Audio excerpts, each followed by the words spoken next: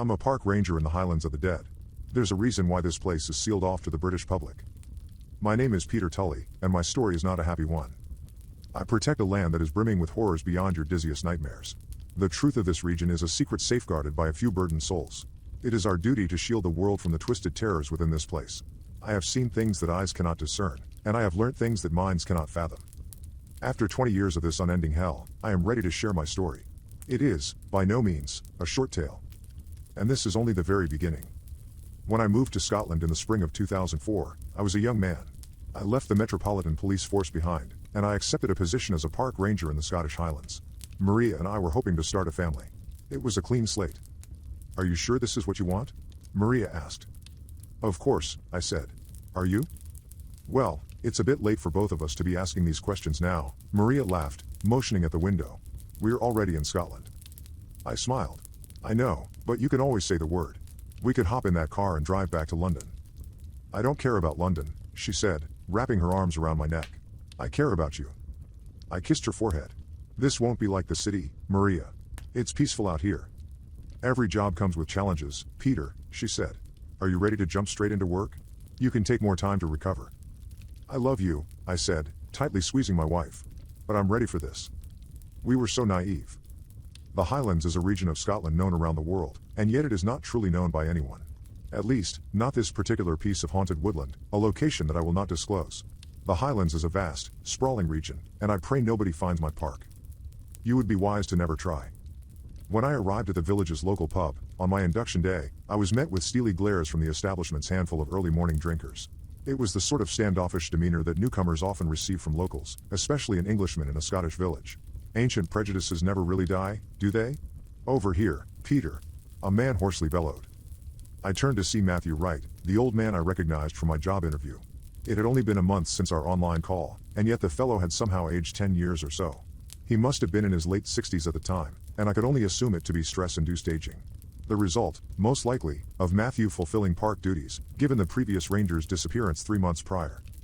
That was the real reason for Maria's concern regarding the new job. The murky circumstances surrounding the opening of the position in the first place. "Hello, Matthew," I said, sitting opposite the weathered man. "How are you?" I'm well," he replied in a soft, gruff voice. "Are you and the wife settled?" I nodded. "Yes. This village is idyllic," Matthew coarsely interrupted. "Quaint. Tranquil. Beautiful." I shifted uncomfortably in my seat, unsure as to how I should respond to the sudden curt remark. "There is truth to that," the old man said. "But this haven is the tip of safety atop the iceberg. Beneath the surface, things look quite different." "I'm not sure I understand," I awkwardly replied. "I wouldn't expect you to understand," Matthew said, pausing for a moment. "You impressed me in your interview, Peter. There was a reason that I asked so many questions about your time on the force. I wasn't looking for an ordinary person.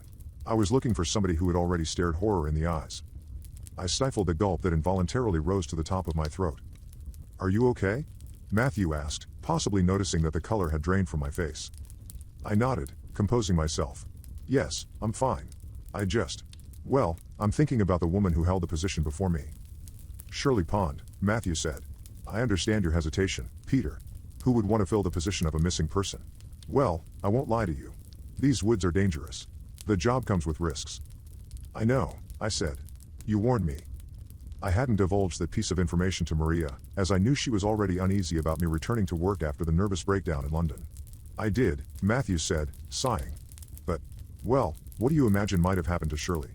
What's the worst thing you've imagined?" I frowned at the horrid nature of the question. I imagined that she'd either tumbled over a mountainous cliff edge or met her demise at the hands of an animal. Still, there are very few wild animals in the Highlands. A boar could have attacked the park ranger, but it was highly unlikely. "Here's the thing, Peter," Matthew said, seeing that I had no answer. "Your darkest fantasy does not compare to the true nature of the forest. And though I want so desperately to tell you what you will find in the woods, I will not bother." "Why?" I asked, frowning. Matthew sighed. "You wouldn't believe me, boy. You simply would not believe me." "Try," I said. "No," he replied, shaking his head. "You would laugh in my face and leave." He said a lot without saying much, and I started to piece things together in my brain. The man, no doubt, believed in cryptids. Monsters. The boogeyman. Perhaps old Ness herself, hiding in the loch. Being an English city boy with a rational approach to life, I didn't believe in such things.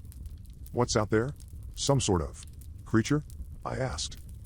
Matthew eyed me for a few seconds, perhaps searching for the faintest hint of a smile on my face, any sign of mockery, and I was certain I'd be fired before I even started. There are those who know what lie in those woods, Matthew said, nodding his head at a couple of the drinkers in the pub. They've seen things. Seeing is the only way to make a person truly believe. Well, why didn't you hire a local? I asked. Look at us, Peter. We're old. Too old. And I couldn't bring myself to ask our children. But a stranger? Well, that seemed. Matthew suddenly paused, contemplatively scratching his face. You know, I think I've rushed into this. Perhaps you said it yourself, I interrupted, feeling the job opportunity slipping from my grip. Nobody else is in a fit state for the position. It has to be me. Matthew suddenly slammed his fist onto the table, and the entire pub fell silent. Nobody moved a muscle. Nobody made a sound. I waited for the man to find his calm, collected disposition again. Peter, he eventually said. You don't even know what's in those woods. No, I agreed. But I know I have to redeem. I just have to do this, Matthew. And, as you said, I won't believe until I see it for myself. And even then, you won't believe, Matthew whispered. I smiled victoriously. So, does that mean I have the job? Only if you accept one thing, he said. Go on, I replied. Matthew sighed. Once you take this path, you cannot leave it. I nodded in acceptance. I'm not sure whether the man viewed me as courageous or moronic. A mixture of the two, I imagine. Whatever the case, Matthew stopped resisting. He begrudgingly drove me from the village to the watchtower, a wooden structure that loomed over the mountainous region which would become my domain. The Highlands of the Dead, Matthew said, as we clambered out of the car. That's an ominous name, I responded. Matthew sighed. Dreadful things have happened here. We've had our fair share of tragedies over the decades. The school teacher? I said, vaguely remembering a certain news story. Yes, Matthew said. What he did was unthinkable. I nodded, strolling towards the staircase at the foot of the watchtower. You've stopped prying me for information about the woods, the man noted. I shrugged. I know you won't tell me. What's the use? I just know that you would run, he said. Not from fear. Most likely, you would view this job as a farce. You would think me to be some sort of crackpot. I already think that, I thought, stifling a laugh. Matthew gave a rundown of the duties that I would be expected to perform. He was searching for things to say, drawing out the initiation period. Possibly hoping that I would change my mind. Eventually, the man sighed heavily. Right, well, I suppose I'd better go, Matthew said. I nodded. It's going to be fine. Okay, he replied uncertainly. There were no parting words of wisdom from the old man, a man who, perhaps, was not really that old. More hardened by the things he'd experienced. As I would soon learn. During the first few hours of my shift, I admired gorgeous vistas from my sheltered room atop the watchtower. Stunning, jagged terrain stretched to the horizon. Lakes glistened in the late afternoon sun. Luscious green pastures and rocky hillsides lay beyond my serene pine tree forest. It was a place of outstanding beauty. Highlands of the Dead felt like a cruel name to me. It was around 8 in the evening that the sun began to set. And in the soft orange glow of the day's diminishing light, I saw something peculiar. About a mile in the distance, the forest appeared to be moving. After hurriedly lifting my binoculars to my eyes, I saw that trees had been felled, and a building had inexplicably appeared in the clearing. What the? I started, immediately grabbing my things and sprinting out of the door. By the time I'd reached the bottom of the watchtower staircase, the light of the day was almost entirely gone. I turned on my torch and began to navigate through the towering trees which had seemed so minute and manageable from the height of the watchtower. I'm a park ranger in the Highlands of the Dead. There's a reason why this place is sealed off to the British public. On the ground, however, I felt small and fragile. This only worsened as night came and a heavy blanket of darkness engulfed me. Come on, I told myself. Stop it. You're becoming a local already. Believing in ghosts and demons. I blamed the tragedy of the schoolteacher for the superstitious nature of the townsfolk. Trauma can do awful things to a person's psyche. And the man in question had done things beyond awful to the village. I'd read about it in the paper several years prior. Arnold Haversham took 3 children into the woods, committed unspeakable acts, and then hanged himself from a tree. Nothing supernatural there. Untoward, but unfortunately very human in nature. That was what I repeated to myself as I walked farther into the woods, farther from the warmth and comfort of the watchtower. But when I reached the clearing, I could no longer rationalize anything. A building had emerged from the underworld. It had torn through grass and dirt, splintering the surrounding trees. No felling or man-made construction. This building, sprouting from nothingness, had created itself. And when I realized that I recognized the structure, I stumbled backwards in horror. It was the village school. A moss-covered, ghoulish representation of the building was lurking in the depths of the Scottish Highlands at the dead of night. How? I whispered, shaking. Matthew had been right. The horrors of the woods had to be seen to be believed. But I hadn't even seen the true horrors yet. A scream pierced the night, and I tumbled to the ground, managing to hold onto my torch. The haunting, pained sound came from the belly of the demonic building. A building that had clearly just risen from hell itself. And yet, defying all sensibility, I found myself clambering to my feet and walking towards the ajar front doors. Redemption. It had been served on a platter. A chance to right my wrongs. A chance to forget London. I tore the splintered doors open, almost pulling one of them from its hinges. Then, stepping over the bumpy ground that had risen through the cracks of the tiled floor, I shone my torch into the great abyss before me. I was lighting an overgrown, long-forgotten corridor. The apocalyptic hallway was lined with rusty lockers coated in vines. The tiles crumbled beneath my feet, giving way to dirt and rocks. And as I disappeared deeper into the paranormal building, I began to regret my decision. But just like Matthew and the other villagers, trauma was guiding me blindly forwards. Help! A distorted voice screeched from the darkness. I followed the sound down a corridor to the right, finding that my torch seemed to be struggling to permeate the thick shadows of the halls. The school's atmosphere was slanted. Disjointed. There was a blackness beyond comprehension within those walls. And there was a silence which gave way to the sound of my heartbeat. Please! A girl cried. It came from a room at the end of the corridor. Classroom 11A. Steadying my torch in my trembling hand, I took tentative steps towards the doorway, finally hearing something. A scratching sound in an otherwise silent building. Free hand pressed against the door, I gently pushed it open. It revealed a tiny box room with 3 chairs and a whiteboard on the far wall. But there was nobody inside. There was only the ever-loudening sound of scratching from above. Hello? I called. The scratching stopped. And all that remained, yet again, was the sound of my heartbeat, an ever-quickening rhythm. Without warning, the ceiling tiles gave way. I yelled in terror as 3 bodies came tumbling down. I fell through the open doorway, and looked up at the terrifying scene from the ground. 3 schoolchildren, 2 boys and a girl, swayed from nooses which led into a blackened void beyond the vanished ceiling. But these were no corpses. The children had hollow eye sockets burrowing deeply into their faces. Their gaping mouths revealed black chasms to match their eyes, and their skin was shallow, it scarcely clung to their skeletons, much as their tattered uniforms barely clung to their bodies. But most horribly, their necks were elongated to a couple of feet in length. With every swing, their terribly long bodies lightly brushed the tiles of the floor. Help! My eyes shot to the dead girl, whose empty, lifeless mouth twitched to utter that ghastly plea. Body frozen, I hoisted myself up and turned on my heel.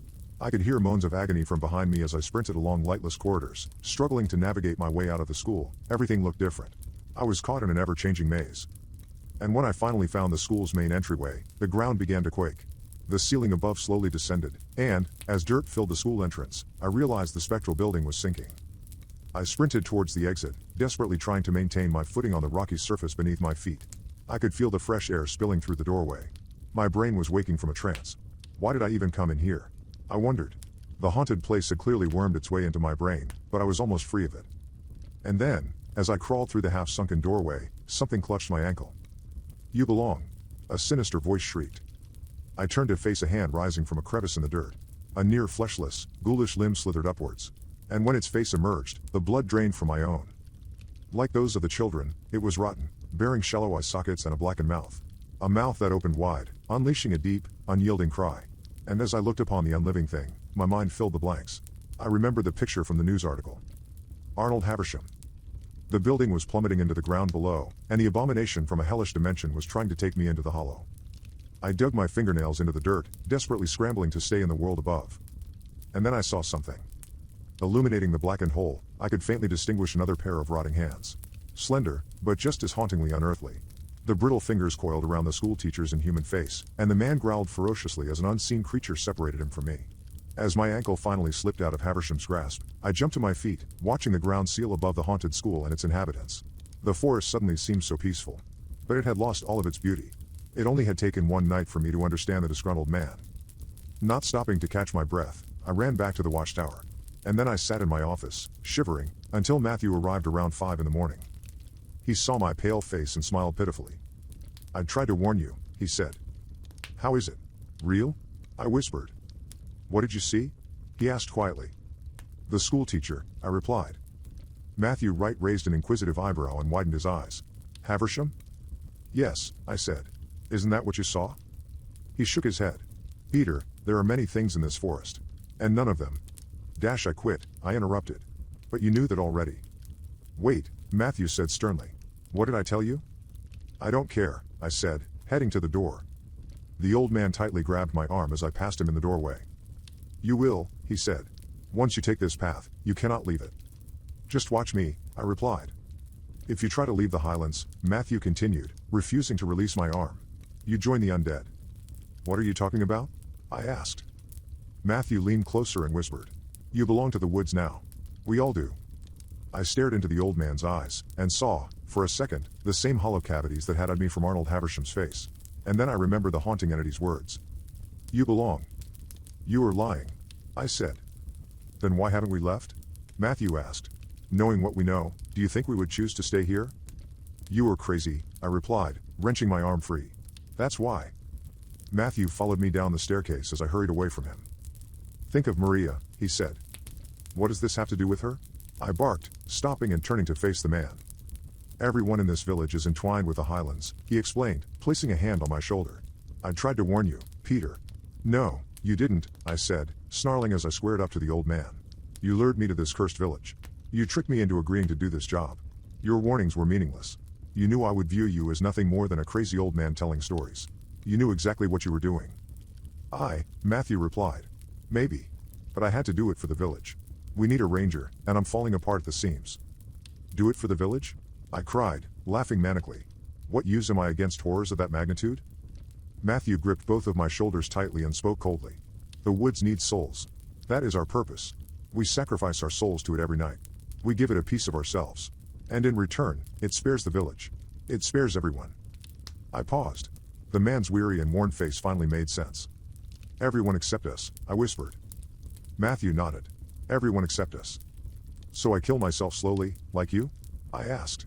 That's my lot in life? You save the village, he said. That's your lot in life. I wish I could offer a happy ending. But 20 years later, at the age of 42, I find myself becoming the now deceased Matthew Wright. I have assumed his role as a withered, worn-out man. A man who, on a nightly basis, sacrifices himself to the Highlands of the dead. And why? To protect Maria. To protect our son, Henry. To protect everyone. I have to free myself of this prison. Though there are things I have learned over the past 2 decades, the full truth of these woods is still a mystery to me. Still, there is more to my story. This is only the beginning.